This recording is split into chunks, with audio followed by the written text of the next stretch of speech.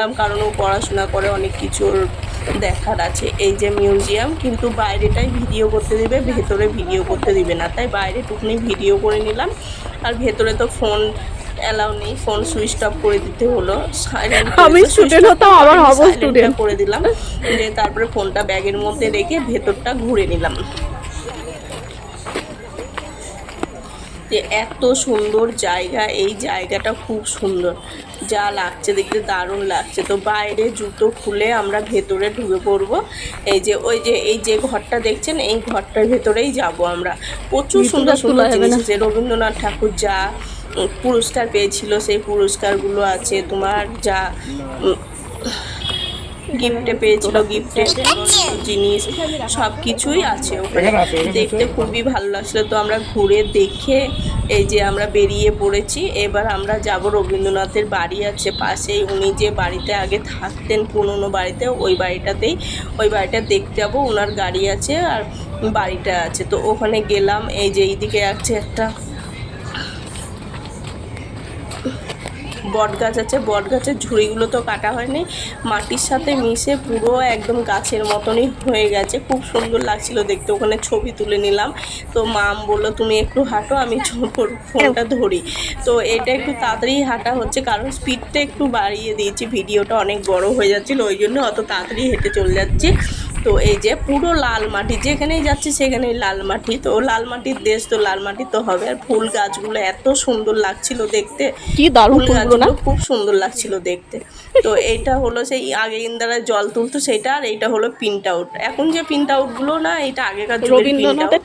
তারপরে চলে এলাম এই যে গাড়ির কাছে, রবীন্দ্রনাথ ঠাকুরের গাড়ি, ব্যবহৃত গাড়ি।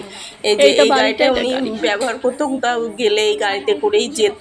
তো এই সামনেটায় কাঁচ দিয়ে ভালো ছবিটা আসছে না, আর এখানে সব কিছু লেখা ছিল, তো ওইটাও আমি একটু ভিডিও করে নিলাম। এই যে বাড়িটা, রবীন্দ্রনাথের বাড়ি, এটা করে রং করে রেখে দিয়েছে, কিন্তু বাড়ির ভেতরে ঢোকা যাবে না, বাইরে থেকেই দেখতে হবে। আর বাড়ির সামনে এত সুন্দর একটা গাছ, এটাই হলো রবীন্দ্রনাথের পুরনো বাড়ি, ফুলে গাছটা পুরো ভরা। বাড়ি ওই পাশটাতে জানি, সামনের দিকে দেখে আসলাম, একটা ছবিও তুলে নিলাম বাড়ির সামনে। ওই যে মাম আছে, মা বলছে ছবি তোলা কিন্তু বারণ দেওয়া থাক না, দারুণ লাগছে দেখতে না, গাছটাতে ফুলে ভর্তি।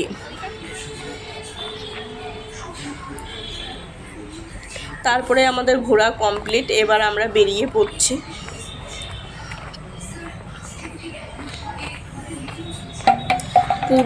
পুরো বাড়ি, এবার এখান থেকে আমরা বেরিয়ে যাচ্ছি, ঘেরা বাগানে এত গাছ। এই যে সুন্দর সুন্দর সিনারিও বানানো ছিল, এটা বড় একটা ফুলের টব ছিল, মানুষ আছে, জিনিসটা একটা বাঁকে করে একটা মানুষ ছিল পেছনে, আর পাথর ছিল, তো নিয়ে যাচ্ছে। এবার আমরা বেরিয়ে পড়লাম ওখান থেকে কঙ্কালী মায়ের মন্দিরে যাব বলে। তো গ্রামের ভিতর দিয়েই আমরা বেরিয়ে যাচ্ছি, অনেকটাই রাস্তা, প্রায় 20-25 মিনিট মতো লেগেছিল ওখান থেকে যেতে, 20-25 মিনিটই হবে, অতটাই হবে। তো আমরা পৌঁছিয়ে গেছি, এই যে পৌঁছিয়ে কত ফুলের দোকান, এখান থেকে ফুল ফল নিয়ে পুজো দেওয়া যায়। এই যে ওনারা সবাই বসেছিল, তো আমি ভিডিও করতে করতেই ঢুকছিলাম।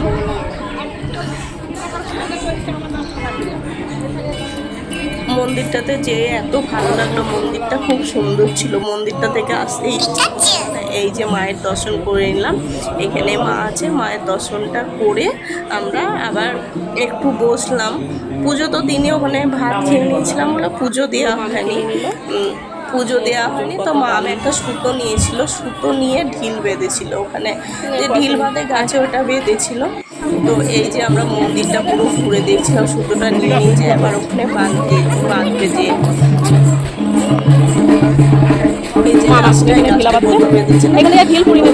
আমরা যখন ঢিলটা বাঁধতে যাচ্ছিলাম, তখন একটা দেখলাম সাধু এসে হাজির। তো উনি বললো যে বাঁধো, আমি বলে দিই।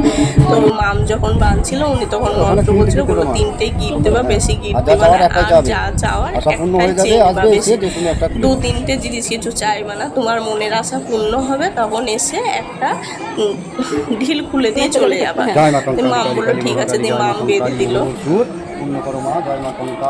ওই যে উনি এইদিকে দাঁড়িয়ে আছে, ওনার ভিডিওটা নিতে আমি ভুলে গেছি, আমি এইদিকে দাঁড়িয়েছিলাম, কারণ ওইদিকে ছিল না, ওইখানে ওই যে পাটা বলি হয় ওই সাইডটাই, ওই জন্য যা ছিল না, আমি এইখানটাতেই দাঁড়িয়েছিলাম।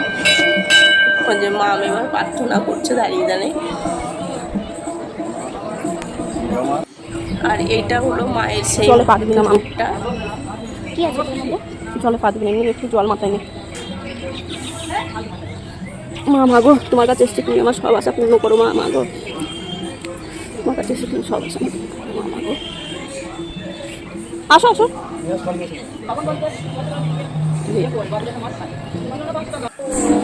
তো আমাদের পুজো দেওয়া পুরো কমপ্লিট। এবার আমরা একটু বসবো, বসে তারপরে বেরোবো। এখন প্রায় বাজছে তোমার তিনটে মতনই বাজছে এখন। তো আমরা ওখান থেকে বেরিয়েছিলাম 3:30, আধ ঘন্টা মতো ছিলাম ওখানে।